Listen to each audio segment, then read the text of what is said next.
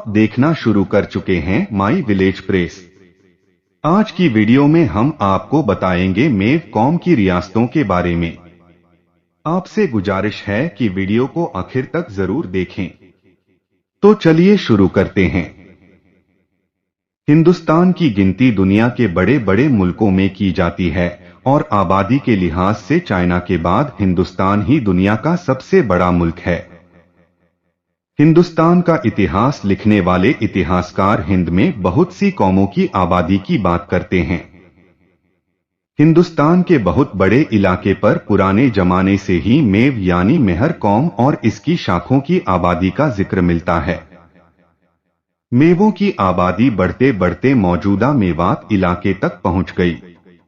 इस कौम के दूसरे गिरोह भी थे जो मेवाल के नाम से जाने जाते थे। उन्हीं के नाम पर बैराठ से बयाना और मथुरा से होती हुई उनकी आबादी हिंदुस्तान के आखिरी सिरे तक पहुंच गई। बाद में ये इसी इलाके में मेर कहलाए। काफी पुराने दौर में मेव मैना कबीलों की हुकूमतें चित्तौड़, आमेर, बूंदी, कोटा और बैराठ में हुआ करती थी। मेद मैना मत्स्य के नाम पर महाभारत से पहले भी हुकूमतें थी। मेव कौम सिंध और यमुना नदी से मिलते हुए इलाकों के बीच बसे हुए थे। अरावली पर्वत यानी काला पहाड़ और यमुना नदी का इलाका दो हिस्सों में बंटा हुआ था, एक मत्स्य और दूसरा शुरसेन। इस पूरे इलाके पर मेव कौम का ही कब्जा था। राजपूताना के ज्यादातर हिस्से पर मेव कौम ही हुकूमत थी। मेवात का मौजूद इलाका है दक्षिण दिल्ली का कुछ हिस्सा, गुड़गांव, नूंह, फरीदाबाद, पलवल, मथुरा, अलवर और भरतपुर। दोस्तों, अगर आप यह वीडियो फेसबुक पर देख रहे हैं तो हमारे पेज को फॉलो और अगर यूट्यूब पर देख रहे हैं तो प्लीज हमारे चैनल को सब्सक्राइब कर लें ताकि आने वाली नई वीडियो सबसे पहले आप तक पहुंचे। दोस्तों, आज की वीडियो में हम मेव कौम की 3 रियासतों का जिक्र करेंगे, मेवाड़, अजमेर और जयपुर या आमेर। चलिए जानते हैं मेवाड़ रियासत के बारे में। मेद या मेव जाति सबसे पहले मेवाड़ में आकर बसी।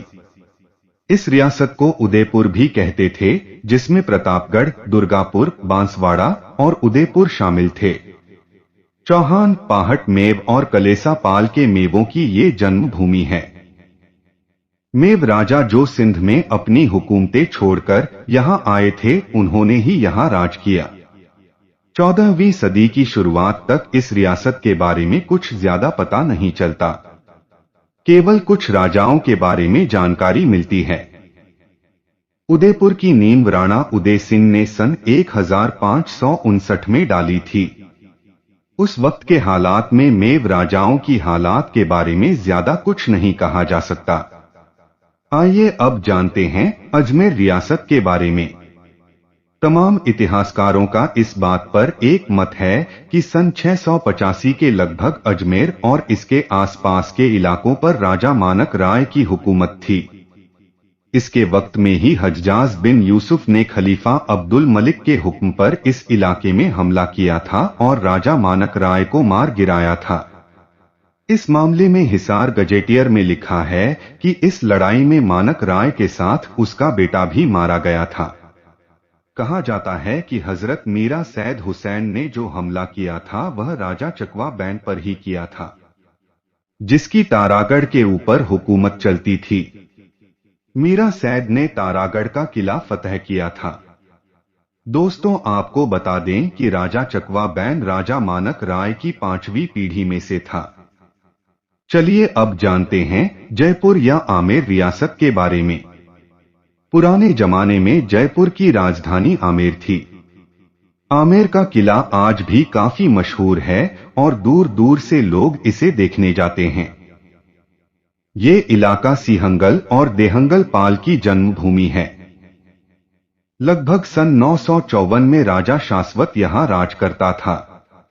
एक राइटर ने राजा शाश्वत को मेना कौम का राजा बताया है, जबकि उस वक्त तक मेना जाति का वजूद भी नहीं था। सन 954 में ही राजा धौला ने आमेर पर चढ़ाई की और राजा धौला इस लड़ाई में मारा गया। आपको बता दें कि राजा धौला कच्छवाहा राजपूत था। बाद में राजा धौला के बेटे ने आमेर का किला फतह किया और जयपुर पर राजपूतों की हुकूमत बनाई। इस बात से ये पता चलता है कि सन 954 से पहले इस इलाके में राजपूत राजा नहीं थे, बल्कि मेद कबीलों के गिरोह के राजा थे जो बाद में मेव कहलाए। तो दोस्तों, ये थी मेवाड़, अजमेर और जयपुर या आमेर रियासत के बारे में कुछ अहम जानकारी। उम्मीद करते हैं आपको हमारी बताई गई जानकारी खूब पसंद आई होगी। मिलते हैं अगली शानदार वीडियो में।